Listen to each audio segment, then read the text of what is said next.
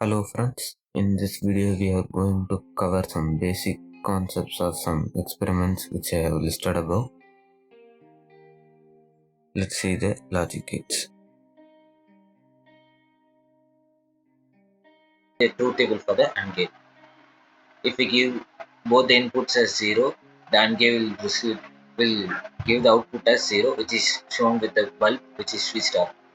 If we give one input as 1 and the other one as 0, it will show the output as 0 again, which is shown as the bulb is switched off. And if we give one input as 0 and the other one as 1, again it will show the same output, which is the bulb as switched off. At last, if we give both the inputs as 1, it gives us the output 1, which is shown as the bulb is switched on. Now we see about the representation of an OR gate. Let's see the logic diagram for the OR gate. Its components are two inputs which are represented by two switches and an OR gate and an output which is received by a bulb. Let's see the truth table for the OR gate. If we give both the inputs as lower one, we will receive the output as also lower one, which is shown as the bulb is switched off. If we give one input as higher one, other one as lower one, we will receive the output as higher one. Either it's A is equal to 0 or B is equal to 0, the output will be the same, which is the higher one. If we give both the inputs as higher one, we will receive the same output, which is the higher one, which is represented by a switched on bulb. Now let's see about the NOT gate. So here's the layout of the NOT gate or the logic diagram of the NOT gate. Its usual function is to give the inverse of the input always. For example, if we give 0 as input, it will give the output as 1, or if we give input as 1, it will give output as 0. Now let's see about the NOR gate. Actually, NOR gate is the inverse of the OR gate. That is, if we give two inputs as 0, the NOR gate gives the output as 1. But in the case of OR gate, if we give both inputs as 0, the output will be usually 0. If we give any one of the inputs as 1, the NOR gate depicts outputs as 0. But in the case of OR gate, if we give any input as 1, the output will be always 1. If we give both the inputs as 1, the output will always be 0. But in the case of OR gate, if we give both the inputs as 1, the output is always 1. Now let's see about NAND gate. Usually NAND gate is the inverse of an AND gate. For example, in an AND gate, if we give both the inputs as 0, the output will be always 0. But in the case of NAND gate, if we give both the inputs as 0, the output will be 1. In the case of AND gate, if we give any one of the inputs as 1, we will receive the output as 0. But in the case of NAND gate, if we put any one of the inputs as 1, we will receive the output as 1. Either this input or that input. It doesn't matter. If we give both the inputs as 1, we will receive the output as 0 in the case of NAND gate. But in the case of AND gate, if we put both the inputs as 1, we will receive the output as 1. In the last case, we have seen about 2 input NAND gate. Now let's see about 3 input NAND gate. This is also the usual inverse type of AND gate, but in the case of 2 input NAND gate, we use 2 inputs. Now we are using 3 inputs, such as input 1, 2 and 3. Now let's see the experimental values for the truth table. If we give 3 inputs as 0, the output will always be 1. If we give the first input as 1 and the other inputs as 0, we will receive the output as 1. If we give first input as 0, second one as 1 and the last one as 0, we will receive the output as 1. If we give the fourth input as, the last input as 1 and the second one also 1, we will receive the output as 1. If we give all the way the last input as 1 and the remaining as 0, we will receive the output as 1. If we give the first one as 1 and the last one as 1, we will receive the output as 1. If we give the first two inputs as 1, the last one as 0, we will receive the output as 1. If we give all the inputs as 1, we will receive the output as 0. We have to note the thing that only the last inputs, that is all the 3 inputs 1 means the output will always be the 0. Now let's see about the XOR gate. So this is the usual logical expression of an XOR gate which contains 2 inputs as switches, one in output as bulb, and the XOR gate. So its usual formula is A complement B plus AB complement.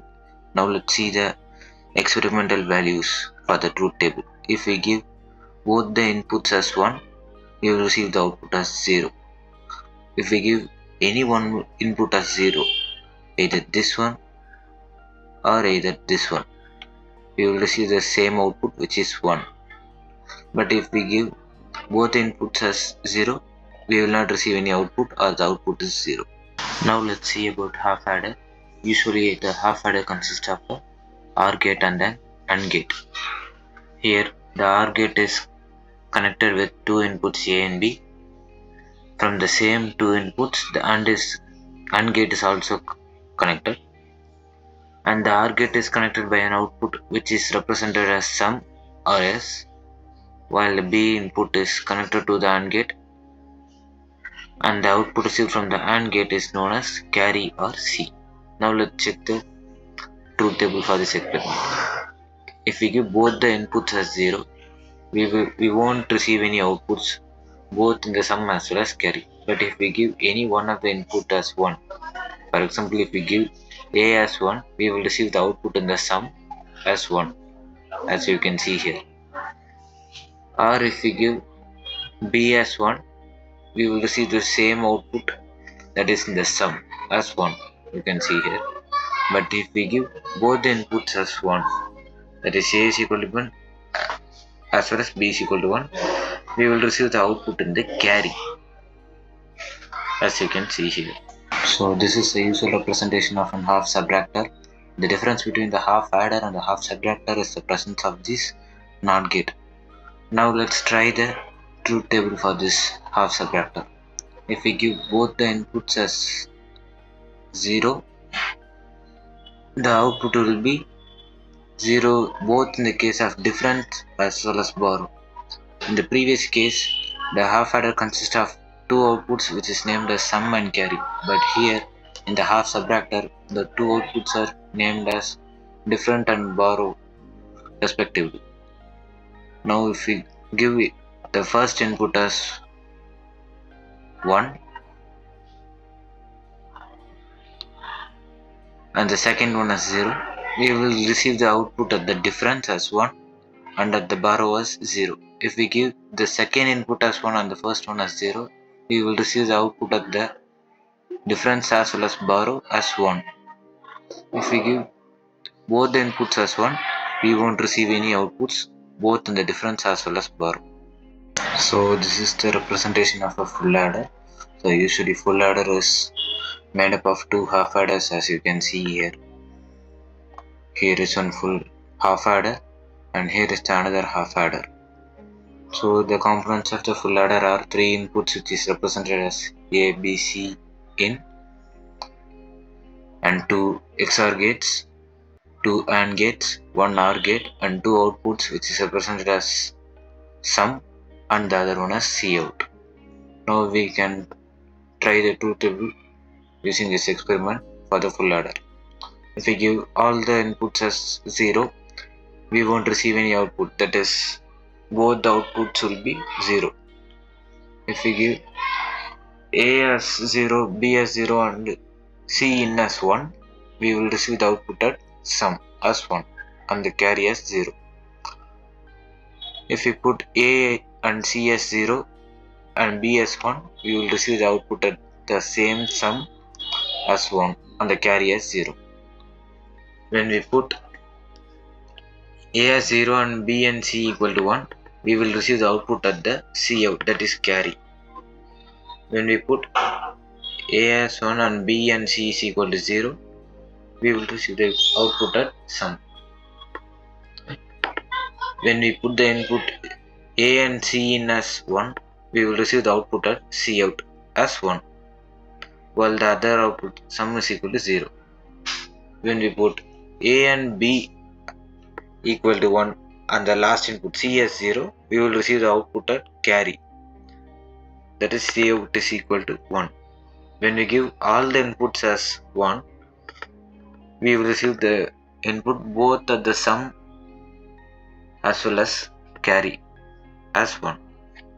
So as you can see, this is the representation of a full subtractor, and the difference between the full adder and a full subtractor is the presence of a NOT gate in between the two half adders, right? So the components of the full subtractor are 3 inputs as usual, presence of 2 NOR gates, 2 AND gates, 2 NOT gates, 1 OR gate, and output which I have represented by difference and the Cout. The Cout refers to the borrow, right? So let's check out the truth table for this experiment. So but first, if we give all the inputs as 0, as usual the outputs will be 0 both at the difference as well as the borrow. If we give C in, that is the third input, as 1, we will receive output at both the ends, that is both at the difference and the borrow. If we give A and C in as 0, that is A and C in as 0 and B in as 1, we will receive the output both at the difference and the Cout. If we give A as 0 and both B and C in as 1, we will receive the output only at the Cout, that is at the borrow. If we give only A as 1 and remaining 2 inputs as 0, we will receive the output at the difference. If we give A and C in as 1 and the remaining input as 0, we won't receive any output both at the difference as well as the borrow, as you can see here. If we give A and B as 1 and the last one as 0, we won't receive any outputs, same as the previous case. But if we give all the inputs as 1, we will receive output at both the ends, that is both the difference and the borrow. So now we are going to see code converters part 1. In part 1 we can see the code converters for binary to gray as well as for gray to binary. So this is the code converter for binary code to gray code, and its components are 4 inputs such as named as B1, B2, B3, B4 respectively, 3 XOR gates, and 4 outputs which are connected with a bulb and named as G1, G2, G3, G4 respectively. So these converters are used to convert the binary code values to the gray code values, and vice versa for the gray code to binary code converters. So now we can test this binary code to gray code converter with some examples. For example, we can take binary code value 3. So the binary code value for 3 is 0011, and we can enter it in the input side by clicking on the B3 and B4 inputs, and we can see the respective binary code value for the respective gray code value for number 3. Similarly, for binary code value 7, we can enter the inputs as 0111 by entering 0 in B1 and 1 in B3, B4 and B2 respectively, and we can see the respective gray code values for the binary code value 7. Similarly, we can see for gray code to binary code converters, and this is the logic diagram for gray code converter to binary code converters, and these are used to check the respective binary code value from the gray code values. And now we are going to see about code converter type 2. In this type 2, we are going to cover conversion of BCD to XS3 code as well as XS3 code to BCD. First, we are going to see about BCD code to XS3 code converter. As usual, its components are 4 input, which are represented by A, B, C, D respectively, and 4 outputs, which are represented by W, X, Y, Z respectively. And the IC which are used here are AND gate, OR gate, NOT gate, and the connections are made as per the diagram. And now we are going to check whether it's working or not by using some examples. Let's take a binary code value. For example, let's take 6. Its binary code value is 0, 1, 1, 0. So A0, B1, C1, D0. As you can see, the XS3 code for decimal number 6. Another example, let's take binary code value number 10. For 10, the binary code value is 1010, and it's displaying the respective XS3 code value for binary code number 10. Similarly, we can find the respective binary code values from their respective XS3 values using the XS3 to BCD code converters. Now let's see what are multiplexers and demultiplexers. So multiplexers are the electrical devices which is generally used to get a single output when multiple outputs are present, whereas the demultiplexers are the electrical circuits which are used to get multiple outputs when a single input is given. The value of input is controlled by two selector inputs, which is named as S1 and S0 in both multiplexers as well as demultiplexers. Now let's try the truth table for the experimental setup of multiplexer. So if we give the input as 1 in the form of binary coded decimals, that is 0010, and if we turn on the selector input as 2, that is 10, we will receive the output as 1 because we have entered the value for 2 and we have switched the selectors for 2. Therefore, we receive the output for 2. In case if you want input as 4, we have to set the binary code for 4, that is 0100, and we have to change the selector lines for the binary code value of 4. Here the value 4 is not possible because the selector lines are set up to only for 4. That's why it is known as 4x1 multiplexer.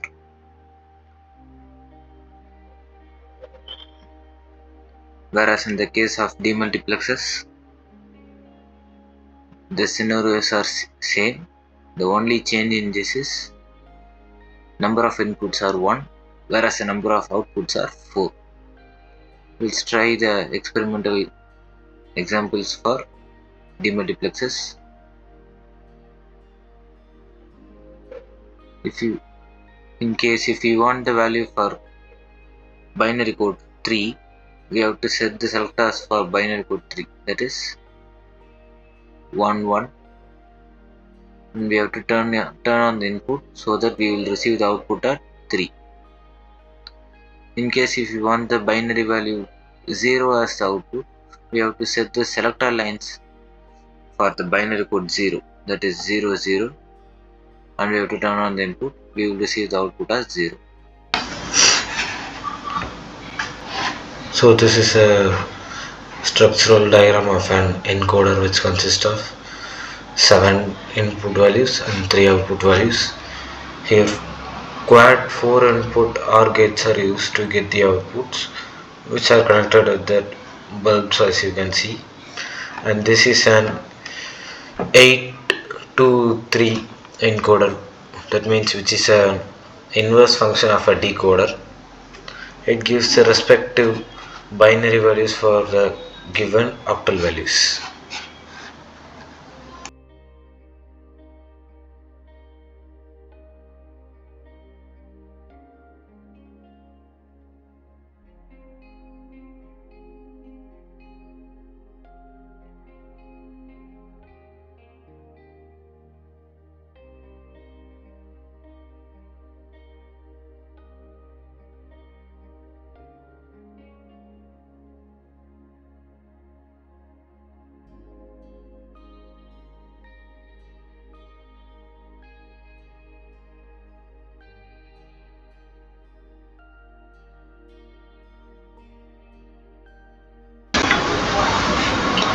Now let's see about the flip-flops. So generally flip-flops are many types. In this video we are going to see about D flip-flop, RS flip-flop as well as the JK flip-flop. So generally flip-flops are used to store data from one point to other point or to transfer the data from one location to other location. In this video we are going to see about the RS flip-flop. So RS flip-flop is a combination of 4 NAND gates connected by the clock as well as 2 outputs and 2 toggle switches. So the output value will be varying according to the clock pulse. As you can see, if I turn on the toggle switch 1, this will indicate the light here. Similarly, if I turn on this toggle switch, it will show the light up here. And this is a D flip-flop in which a single input D is given and the outputs are gained as Q and Q dash. Here also the preset and clear options are available and the input variables are controlled by the clock switch, which you can see here.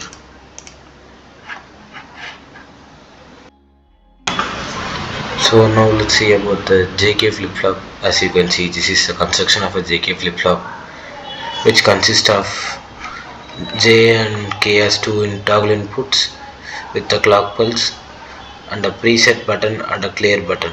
The outputs are connected by Q and Q dash with a bulb. Here also the input variables are changed or controlled by the presence of the clock pulse.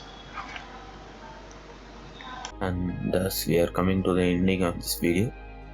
Hope I have covered some basic things about some experiments. Thank you.